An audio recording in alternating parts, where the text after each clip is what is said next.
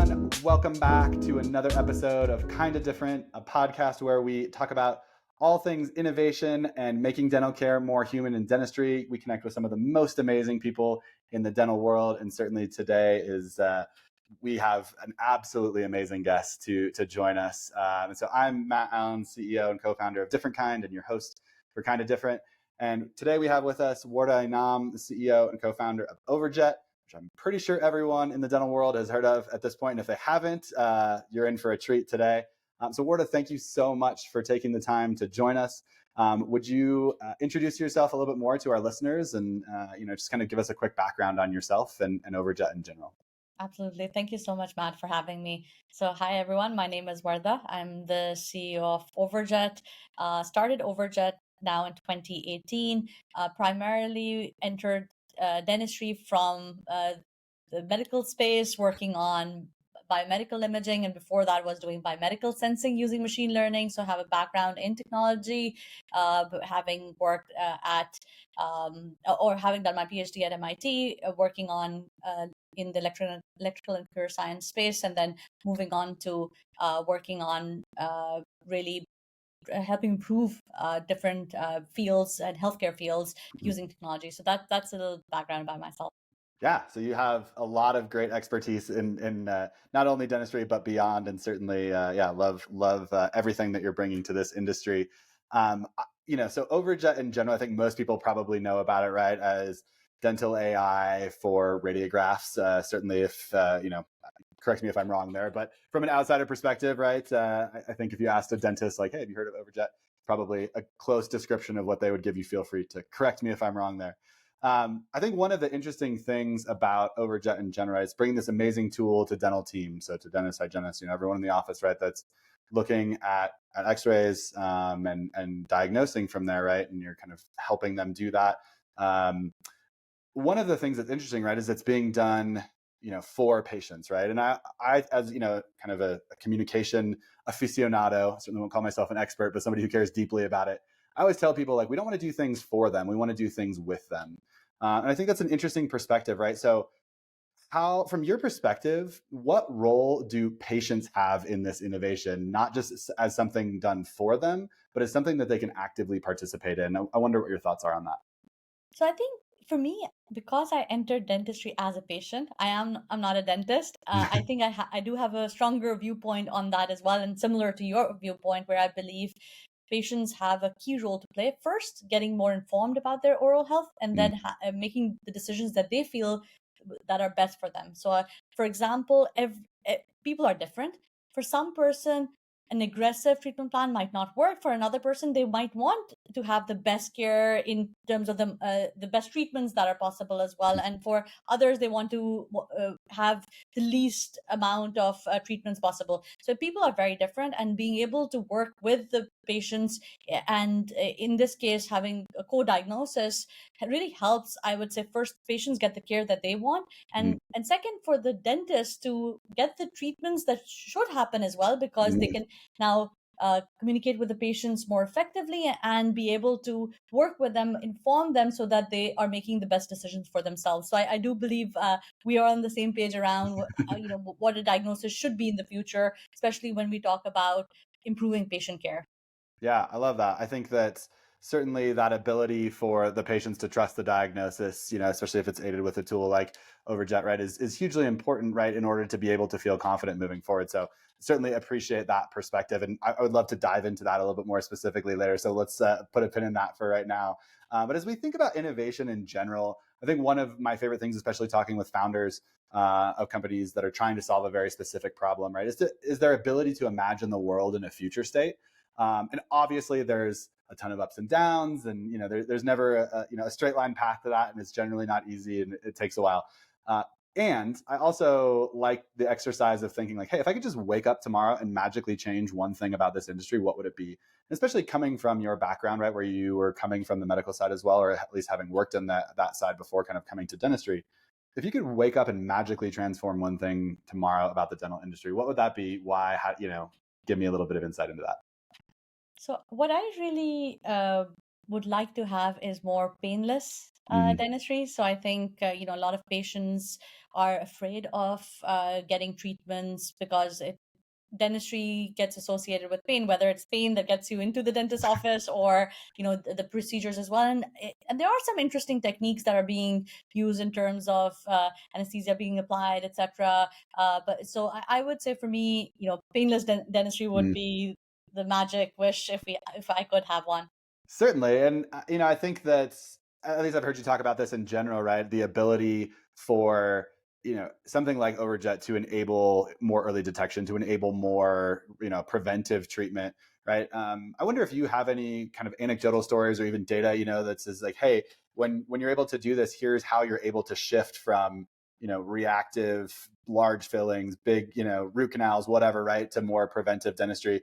Just yeah, give me your thoughts on that in general, especially when utilizing technology like yours. Matt, I'll give a very basic example, which is, and this is again, as a patient, when the dentist found a small lesion or a caries lesion, basically they told me that they're going to watch Mm. it. And that's a very common word that's used. Let's watch, let's put it on watch. And I do believe that of course, there shouldn't be aggressive treatments happening when there is an incipient caries lesion. However, there is an opportunity to, whether it's fluoride, whether to instruct the patient to brush more aggressively and floss at that particular location, etc. So I think those are some very basic opportunities. But I think even when we build the technology, this is one where everybody ends up saying, okay, we see something, let's watch. And I think for us it's like, Mm. if we watch, all we're doing is letting it grow bigger, Yep. because dental disease will get worse if not treated. And it does not have to be we do know that remineralization happens, but let's aid that remineralization so that we can avoid having to treat it later on. So I think that's the basic example I would give. I love it. I love it. One of my favorite studies, I'm such a dental nerd, in general. One of my favorite studies in dentistry came out in 2012 from Australia, where they asked people what they wanted from the dentist. And, apart from wanting very person-centered things, right, they wanted to be listened to without feeling judged, et cetera. Right? One of the things that they really wanted or was like found amazing was this idea of you didn't just have to show up and like fingers crossed, hope I don't have a cavity, right? Like you could actually do something about it. And so for them, prevention was this kind of amazing revelation beyond just, hey, brush and floss, right? Like there are things that we can do preventively that are a part of a treatment plan, or even early on, right? And I think for most patients, that's just kind of this amazing revelation. And that's essentially what the study talked about. So I think gives a ton of credence to exactly what you're saying right there. So yeah, if we'll put that link in the show comments so that if anyone out there is interested in reading that paper, certainly want people to be able to find that. Wardah, you're a fascinating person in general. Again, I think you've brought a lot of change to dentistry in a short amount of time, and that's certainly no small feat. I would love for our listeners to just be able to know a little bit more about you beyond what they can find on your LinkedIn profile or watching a video or something online. So, would love to talk about you just for a few minutes. And one of the things that I always find interesting is what makes people tick, and essentially how that informs how they're building a company or how they're trying to change the profession. And so, just give me a quick insight into some of the values that shape you in your daily life, and then maybe how that impacts Overjet as well, because obviously as founders we're going to be able, the ones setting some of the vision, doing a lot of that work. So how does that kind of bleed into what kind of daily rhythms or weekly or yearly rhythms look like at Overjet?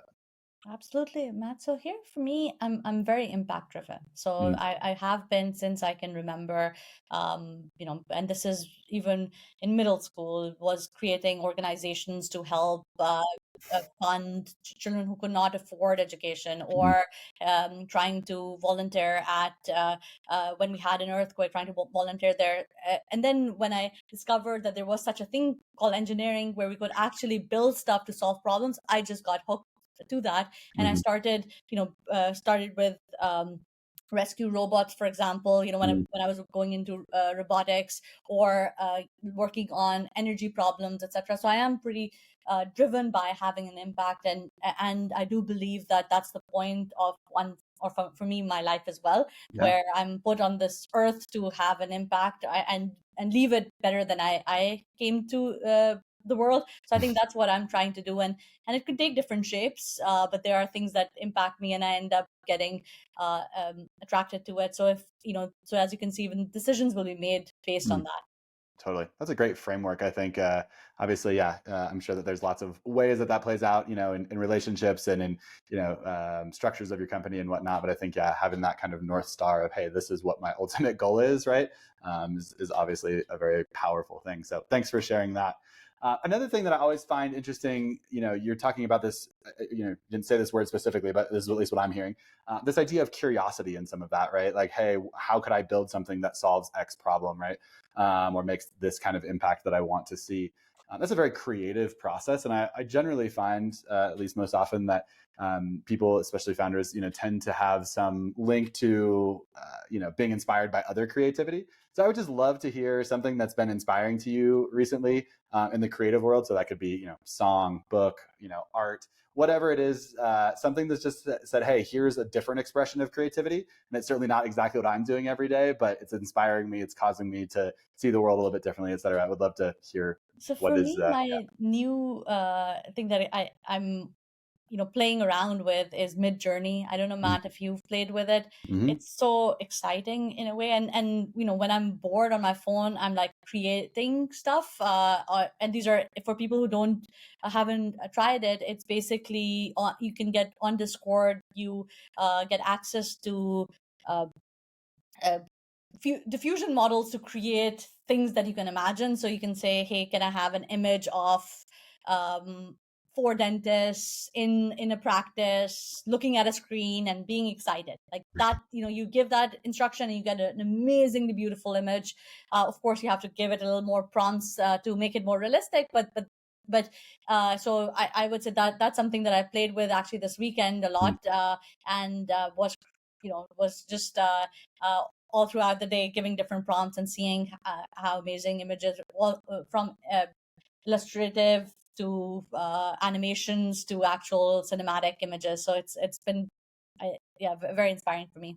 Totally, and certainly related to the world, obviously, that you, I think, in general, people would, lump that in, right, with AI, obviously, and generative AI. So I think, yeah, super, super interesting there. And yeah, it's amazing how quickly, right, you can take what's in your brain and have it be visualized. I mean, that's just you know, I can only imagine what some of the great artists who, took months, right, or years to like create these works, right, just would think about this, like how quickly you can take what's in your brain and make it appear. So cool. Thank you for sharing that as well. Cool. Well, let's move on. This generally is my favorite topic in general, but I think it really. I think there's some interesting things for us to dig into a little bit here. So let's talk about making dental care more human in general, and how you're doing that, how Overjet is doing that. So my first question for you here is: you mentioned this, right? Like thinking of myself as a patient. I think those might be actually words that you said earlier, and I always love putting ourselves in those shoes, right? Like thinking of myself as a patient. So thinking of yourself as a patient, what's one thing that a care team does when you go in for medical care, dental care, it doesn't matter, just some kind of healthcare that builds trust with you? Share that insight for us of, hey, here's a specific action that happens for me in healthcare that helps me build trust with the care team.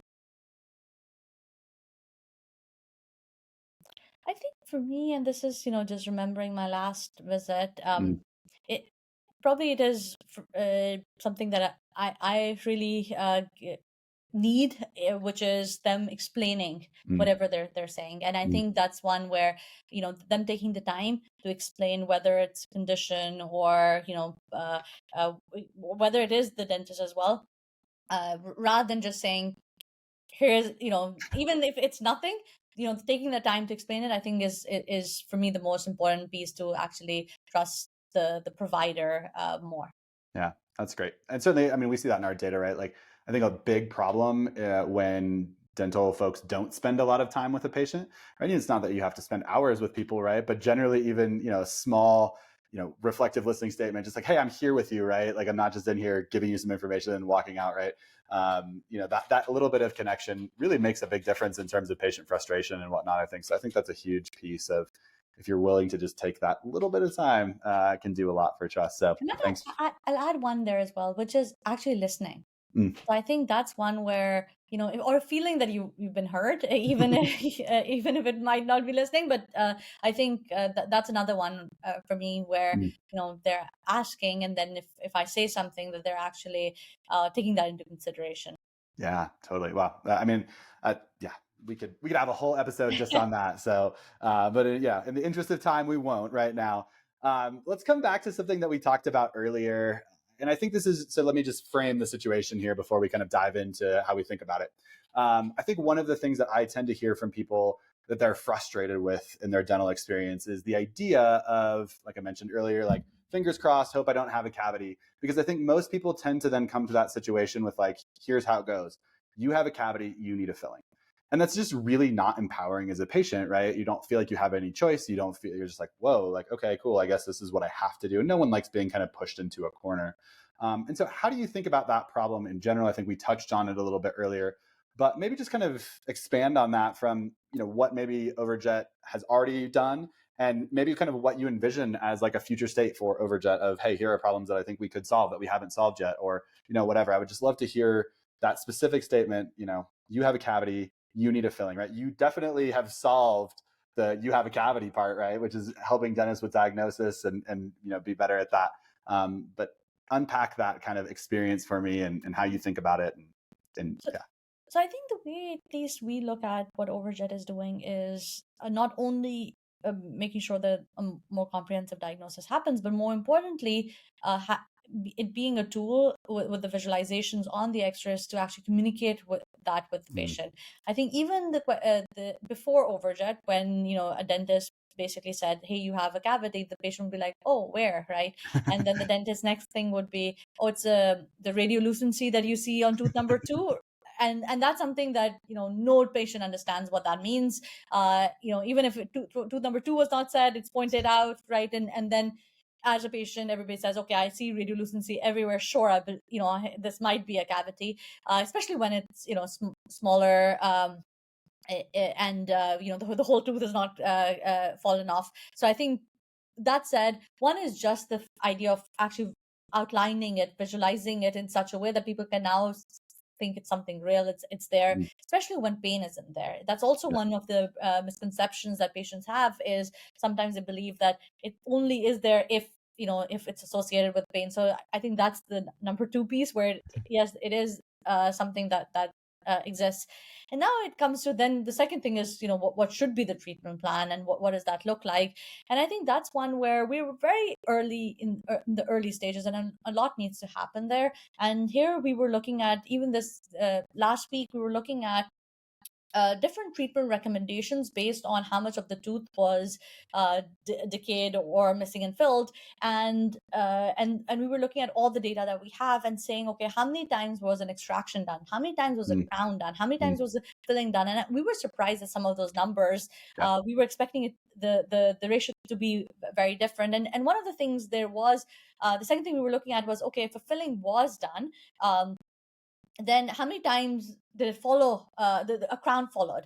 So and that was not even depending on if it was more than 80% of the crown of the tooth decayed, missing, or filled, that seemed to be very high. So I think for us, one is that looking at the data as well, now that we can quantify disease and look at historically of what is happening, and then being able to have treatment plans based on what the outcome of that treatment might be, not just in terms of what is the lowest cost treatment, or what is the basic treatment that can be done, but in generally, how do we actually think about treatment planning such that the patient gets the best care that they can get, and least amount of pain, and least amount of reduns as well, and more of their tooth is retained. So I think that's a long way of answering your question. Oh my gosh, I'm so excited by that answer though, because I do think one of the things that, as we talk about the principle of like involving patients in their decision making, which again, from our data is the thing that tends to drive like, hey, this is what creates raving fans for your practice. So if you can do that really well, if you can empower people to feel like, hey, I'm making this treatment decision, right? They're going to be more satisfied. They're going to be more likely to go out and talk to people, right? So doing the process that you just described is so, so critical. But it's hard because most dentists probably can't produce that information, right, from their brain. Like they have not synthesized all of the data that's out there around these things. And that would be a huge gift to the profession to be able to say, hey, look, this kind of treatment works, 80% of the time in this way when it's coupled with an initial lesion that looks like this, or whatever it is, right? I think that, some of those things are just kind of done by gut right now, which, it's like, oh, well, I saw this, or this happened one time and it didn't quite work. And you're like, yeah, but that's not the overall scope of like all of the data summarized and shared back with the patient in an easy to understand way. So man, I really just, yeah, very intrigued by that answer. And I love those conversations are happening. So that's super, super exciting. One final question for you here. As you think about just kind of the future state of dentistry in a world where, I loved what you said earlier, just in terms of it helps. Let me pause. Let me go back for a second. So like in the world of pediatrics, right? There's obviously this concept of show tell do, right? Where you kind of like or tell show do. You kind of explain what's happening, you show them, right, and then you do it. And I think that in dentistry, even for adults, what you're saying, right, of like the ability to see, the ability to visualize, the ability to have these kinds of radiographs that are illuminated by not just some dark radiolucency that's very small, whatever. So as you think about just the future of that in general, obviously we're talking about diagnostics here. Again, this might not be a company that you're building, whatever, but just like, what are other things that you think could benefit from similar types of ideas in dentistry? Have you kind of thought about like, hey, this is very specific to radiographs, but here's another problem that I see that could benefit from similarly empowered patients, I guess. I wonder your kind of future vision for that and how you hope that looks in the future. Yeah, so at Overjet, we are trying to improve patient care and patient experience, and where we started off was in helping provide more comprehensive diagnosis and patient communication. But I would say that it's the tip of the iceberg here in terms of what we want to do. I think for us, one thing is that we're anything that a dentist does so much, or dentists do so much in their practices, and anything that we can help them either automate or improve such that they can spend more time with the patient, provide the best care that they can, is something that we will be doing in the future. So I think for us, the closest or the clearest next step is working around claims submissions. That's something that we've already started dabbling in, but there's a lot of help that's needed for the dentist, such that the claims get accepted much faster, and patients know how much they need to pay, so that they're not in financial uncertainty around what needs to happen. So I think there's a lot that needs to be done there. There's also like work happening around the scheduling piece, etc. So there's pretty exciting work that some other companies are doing. There's work that we'll be doing. So I think the way we look at it is, we're here to improve patient care experience. We don't care where it ends up, what we end up doing, but what we do care about is really building technology that can help providers really provide the best care, and then patients getting that care that they need. I love it. This has been a fascinating conversation. I'm so intrigued, and I've learned a ton, have a ton more questions. So we'll definitely have to follow up on that, at some point. But Wardah, thank you so much for taking the time today to join us. If people are not familiar with Overjet, or want to connect more with you or learn more just about the technology in general, where would they go? Just kind of direct us to like, hey, here's the best spots to take next steps if someone's listening and wants to learn more. I think our website will be probably the best next step, which would be overjet.ai or overjet.com. Both go to the same place, and they are material available there. There are resources there, as well as if somebody wants to actually see a demo, they can also book that. So that would be the next step here. Perfect. Well, again, thank you so much. Really excited by what you're working on in general. Thank you for the thoughtful leadership and just the desire to make such a positive impact in this space. It's really been a pleasure chatting, and look forward to continuing the conversation in the future. Thanks again. Thank you so much, Matt. Thank you.